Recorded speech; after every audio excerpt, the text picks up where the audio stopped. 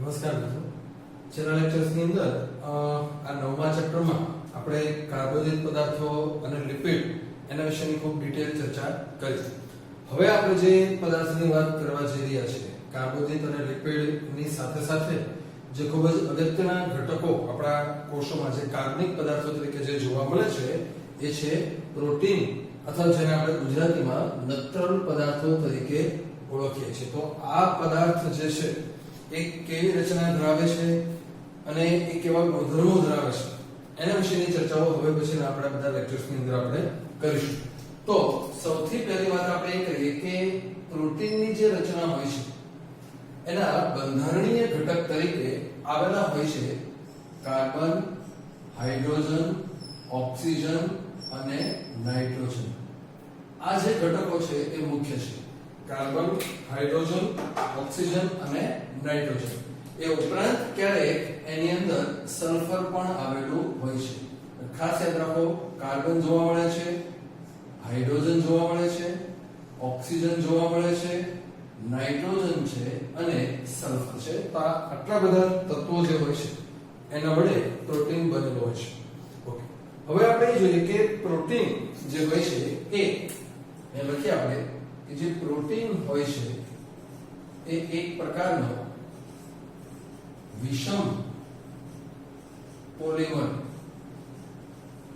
કહેવાય છે. વિષમ પોલિમર છે. આપણે આગળ પર જે થોડી ચર્ચાઓ કરી છે એ ચર્ચાઓ મુજબ આપણે જાણીએ છીએ કે વિષમ પોલિમર કોને કહેવાય. તો વિષમ પોલિમર એટલે એવા ઘટકો કે જે ખૂબ મોટા છે પરંતુ એક કરતા અલગ પ્રકારના પદાર્થો જોડાઈને બનેલા છે. બધા એક સરખા નથી. જો બધા જ એક સરખા હોય ઘટકો તો એને આપણે સમ પોલિમર કહીએ છીએ, જેમ કે સ્ટાર્ચ, બધા ગ્લુકોઝ. પરંતુ અહીંયા આપણે એને નામ આપીએ છીએ વિષમ પોલિમર. કેમ એવું? તો એનું કારણ એ છે કે જે પ્રોટીન હોય છે એ 20 પ્રકારના એમિનો એસિડ વડે બનેલું છે. આની પર આપણે ખૂબ જ ડિટેલ ચર્ચા કરવાની છે. એમિનો એસિડ, તો એનો અર્થ એમ થાય કે પ્રોટીન જે છે એની રચનાનો મુખ્ય ઘટક એ એમિનો એસિડ છે. જેમ આપણે આગળ પર વાત કરી કાર્બોદિત પદાર્થો છે ધારો તો પોલિસેકેરાઇડ, સ્ટાર્ચ, ગ્લાયકોજન, સેલ્યુલોઝ, આવા બધા જે છે એના બંધારણીય ઘટકો જેમ જુદી જુદી શર્કરાઓ છે એમ પ્રોટીનના મેઇન બંધારણીય ઘટક તરીકે એમિનો એસિડ આવેલા હોય છે. આપણા જે કોષો હોય છે એ કોષોની અંદર પ્રોટીન ની જે મુખ્ય ભૂમિકાઓ છે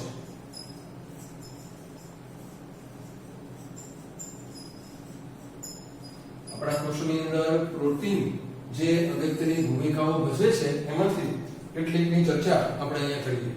તો જ્યારે આપણે પ્રોટીન શું કાર્ય કરે છે એ સમજીએ તો એમાં સૌથી પહેલા આપણે વાત કરીએ કે પ્રોટીન જે હોય છે એ કોષ રસ પટલમાં ઘટકોની આવજાનું નિયંત્રણ કરે છે.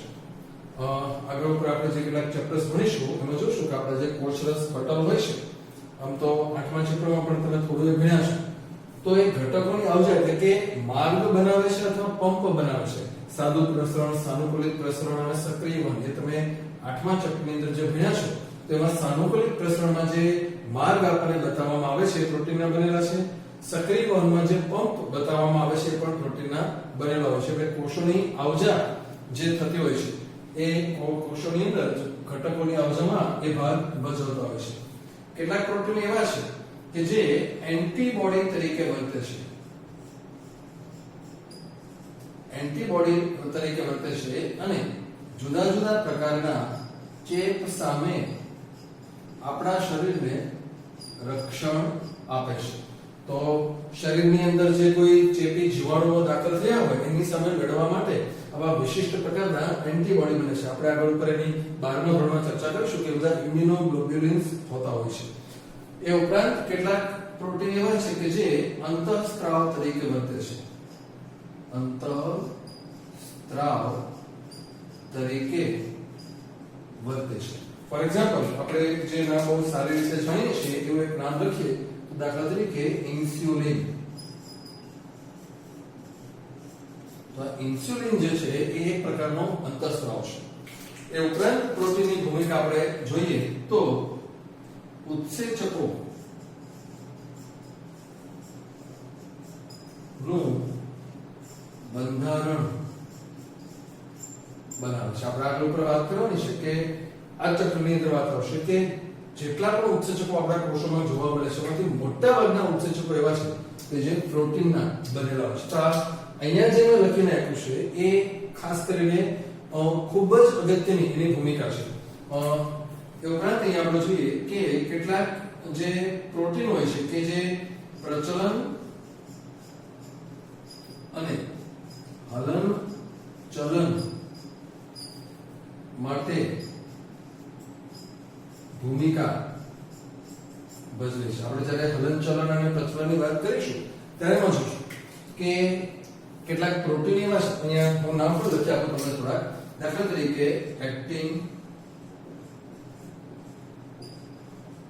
માયોસિન અથવા ફ્લેજેલિન. ફ્લેજેલિન વિશે તમે જાણો છો કે આપણી કશાની રચનામાં જે આવેલું હોય છે. તો એક્ટિન, માયોસિન એ ઉપરાંત પણ બીજા કેટલાક એવા છે કે જે આપણા શરીરની અંદર સ્નાયુઓ બનાવે છે. આપણે જે હલનચલન કરીએ છીએ સ્નાયુઓની અંદર એનો બહુ મોટી ભૂમિકા જોવા મળતી હોય છે. તો આવા ઘણા બધા કાર્યો એ કરે છે. અહીંયા આપણે કેટલીક વિશિષ્ટ નોંધ કરીએ કે સમગ્ર પ્રાણી સૃષ્ટિ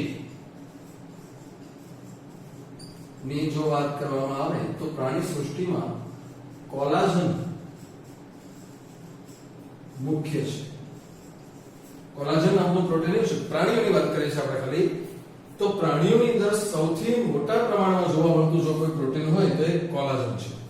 પરંતુ જો આપણે સમગ્ર જીવાવરણ એટલે કે પ્રાણીઓ પણ આવી જાય અને વનસ્પતિ પણ આવી જાય. તો સમગ્ર જીવાવરણની અંદર આપણે જોઈએ કે સૌથી વધુ જોવા મળતું પ્રોટીન એ છે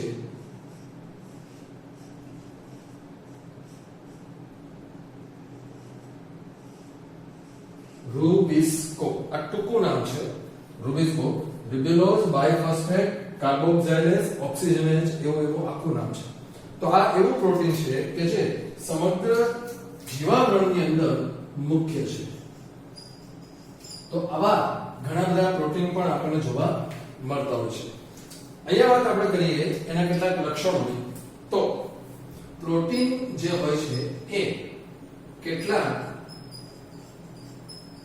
પ્રોટીન દ્રાવ્યો હોય છે. કેટલાક પ્રોટીન દ્રાવ્ય છે, ઓગળી શકે એવા હોય છે. શેમાં ઓગળે છે એની નોંધ આપણે કરીએ તો અમુક એવા હોય છે કે જે પાણીમાં ઓગળે છે, અમુક એવા હોય છે કે જે મંદ બેઝ અથવા એસિડમાં અથવા આલ્કોહોલ.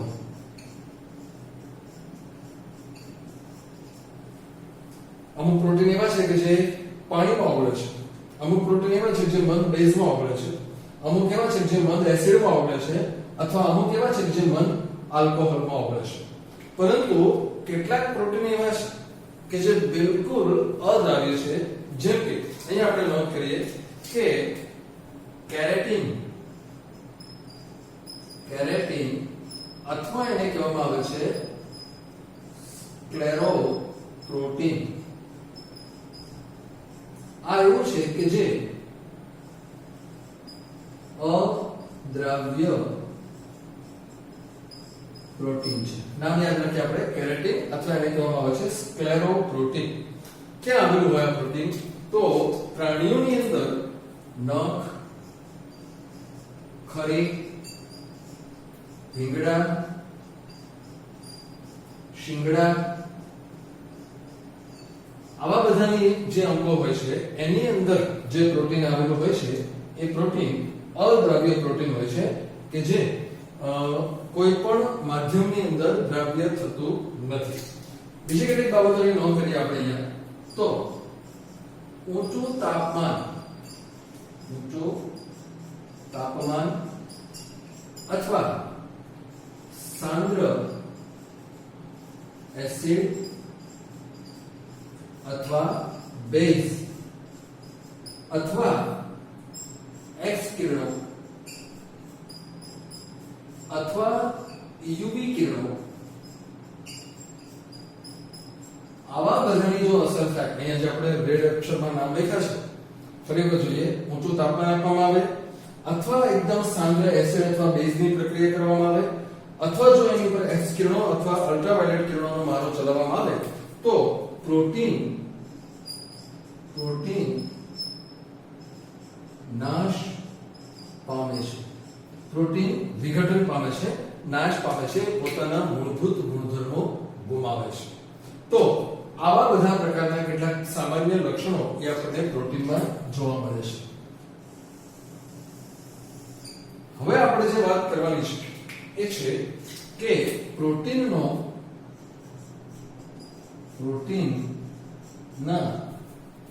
જે બંધારણીય ઘટક છે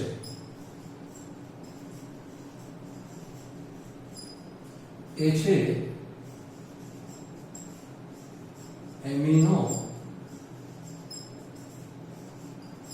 એસિડ.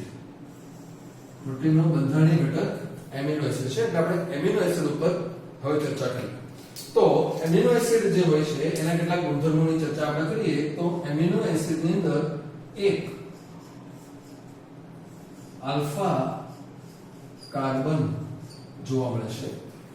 આલ્ફા કાર્બન જોવા મળે છે જે કેન્દ્રમાં હોય છે અને એને કારણે એમિનો એસિડ એને આલ્ફા એમિનો એસિડ તરીકે ઓળખવામાં આવે છે. Alpha amino acid. હવે આપણે જોઈએ કે એક્ચ્યુઅલી શું છે તો કે એ પ્રસ્થાપિત મિથેન છે. પ્રસ્થાપિત મિથેન આપણે બહુ ડિટેલમાં સમજીએ તો આપણને ખ્યાલ છે કે મિથેન એટલે CH4 માં વિવિધ વિસ્થાપન થયેલું હોય છે. CH4 વિશે તમે જાણો છો કે કેન્દ્રમાં કાર્બન અને ચારે ચાર બાજુઓ એક હાઇડ્રોજન છે. કાર્બનની સંયોજકતા 4 છે. એનો અર્થ એમ થયો કે આ જે 4 હાઇડ્રોજન જે છે એનું જુદી જુદી રીતે વિસ્થાપન થવાથી એમિનો એસિડ સર્જાતા હોય છે. તો 4 જે વિસ્થાપન જોવા મળે છે એ કેવા હોય એ આપણે સમજી લઈએ. તો અહીંયા આપણે બતાવીએ આ જે છે એ છે કેન્દ્રનો કાર્બન જેને આપણે આલ્ફા કાર્બન તરીકે ઓળખીએ છીએ. કેન્દ્રનો આલ્ફા કાર્બન. હવે આપણે જોઈએ કે એના જે 4 વિસ્થાપનો છે એ વિસ્થાપનો કેવી હોય છે તો એમાંથી એક હાઇડ્રોજન એ એમનામ હાજર હોય છે. આ હાઇડ્રોજન છે, એક હાઇડ્રોજન છે. એની એક તરફ જે સંયોજકતા છે એ કાર્બોક્સિલિક એસિડ વડે રોકાયેલી હોય છે. COOH એટલે કે કાર્બોક્સિલિક એસિડ છે. એની એક સંયોજકતા હોય છે એ એમિનો સમૂહ એટલે કે NH2 વડે રોકાયેલી હોય છે. અહીંયા જે દોરવાનું હજી એક બાકી છે દોરવાનું, પણ અહીંયા જે બતાવવામાં આવ્યું છે આ એવું છે કે જે 20 પ્રકારના એમિનો એસિડમાં કોમન છે. અહીંયા આપણે તમે જુઓ છો કે લખ્યું છે કે 20 પ્રકારના એમિનો એસિડ 20 પ્રકારના છે. તો એના માટે આપણે બતાવીએ કે 20 પ્રકારના એમિનો એસિડની અંદર આટલી રચના સમાન હોય છે. તો જે વધે છે એ શું છે એ અહીંયા બતાવીએ આપણે. ચોથી સંયોજકતા એ છે R સમૂહ. યાદ રાખો 20 પ્રકારના એમિનો એસિડ આ R સમૂહમાં એકબીજાથી જુદા પડે છે. તો અહીંયા આપણે બતાવીએ કે આ COOH આ જે વિભાગ છે આટલો ટુકડો આ ટુકડો એ એસિડિક છે. તો બીજી બાજુ અહીંયા જે NH2 સમૂહ છે એમિનો સમૂહ જે છે આ સમૂહ એ બેઝિક છે, એટલે કે એક જ પદાર્થની અંદર થોડોક ભાગ એસિડિક અને થોડોક ભાગ બેઝિક છે, એટલા માટે એમિનો એસિડ એ ઉભયધર્મી અથવા ઉભય ગુણધર્મી તરીકે ઓળખાય છે। ઉભયધર્મી અથવા ઉભય ગુણધર્મી એટલે શું? તો એના માટે આપણે લખી શકીએ કે એની અંદર એસિડ તેમજ બેઝ ગુણધર્મો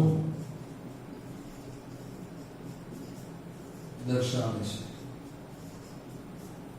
તો આવા હોય છે આ એમિનો એસિડ્સ। ફરી વખત જોઈએ, વચ્ચેનો જે કાર્બન છે આલ્ફા કાર્બન છે અને એની ચારે બાજુ એક એક સમૂહ અલગ અલગ છે, એમાંથી આ ત્રણ જે છે બધા એમિનો એસિડમાં કોમન છે, તો બાકી વધે છે એ છે આ સમૂહ। તો અહીંયા આપણે બતાવીએ કે આ આખી રચના આ સમૂહના કેટલાક એક્ઝામ્પલ હવે આપણે અહીંયા સમજીએ। તો પહેલા હું જે કોમન છે એ બતાવી દઉં છું।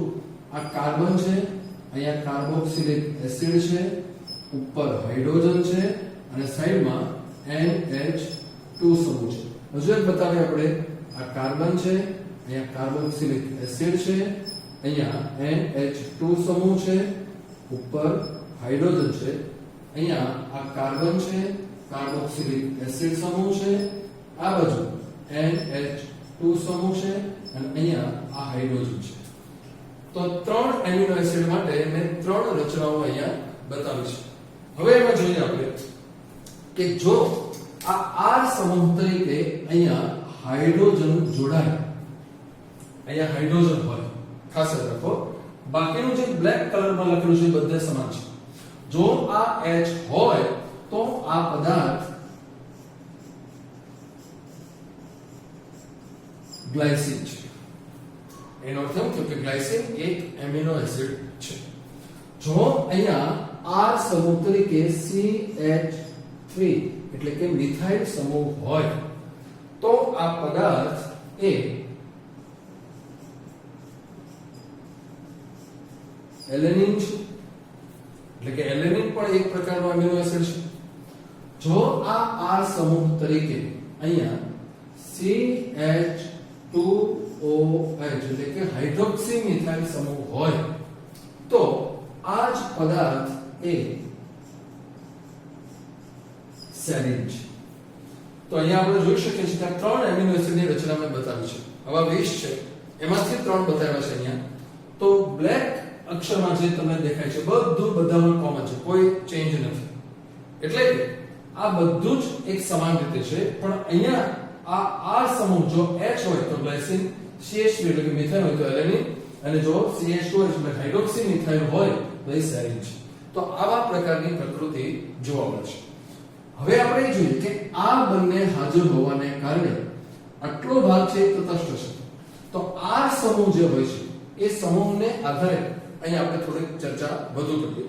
તો એ R સમૂહને આધારે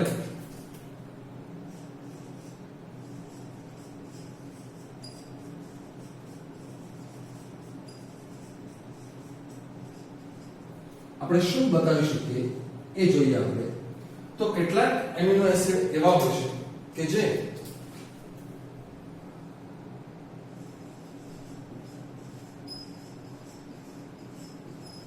એસિડિક હોય છે। દાખલા તરીકે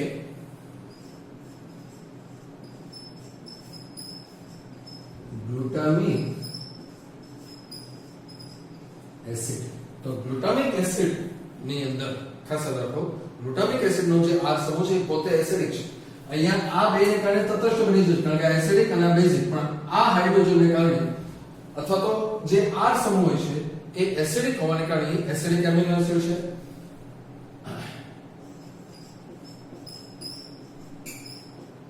બેઝિક ની વાત કરીએ તો લાઇસિન નામનો એમિનો એસિડ બેઝિક હોય છે। ઉપરાંત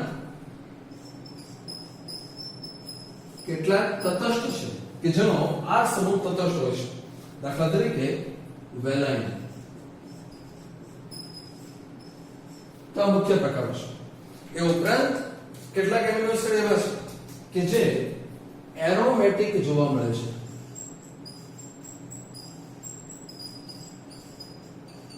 એરોમેટિક એટલે કે સુગંધિત હોય છે. રિંગ વાળી સ્ટ્રક્ચર ધરાવે છે. એની જે આ સમૂહ છે એમાં રિંગ જોવા મળે છે. ફોર એક્ઝામ્પલ આપણે કેટલાક એના એક્ઝામ્પલ જો લખીએ તો એ છે ટાયરોસિન, ફિનાઇલ, એલેનિન અથવા ટ્રિપ્ટોફેન. તો આવા જે એમિનો એસિડ હોય છે એ એરોમેટિક જોવા મળતા હોય છે. તો અહીંયા એમિનો એસિડ વિશેની કેટલીક સામાન્ય બાબતોની ચર્ચા આપણે કરીશું. એ ઉપરાંત હજી બીજી ઘણી બધી લાક્ષણિકતાઓ આપણે જોવાની છે એ આપણે આના પછીના લેક્ચરની અંદર જોઈશું. અત્યારે બોર્ડ ઉપર જે વર્ક કર્યું છે એની એક પીડીએફ કોપી તમે આ વિડિયો ડિસ્ક્રિપ્શનમાં નીચે જે લિંક આપેલી છે એના પરથી ડાઉનલોડ કરી શકો છો.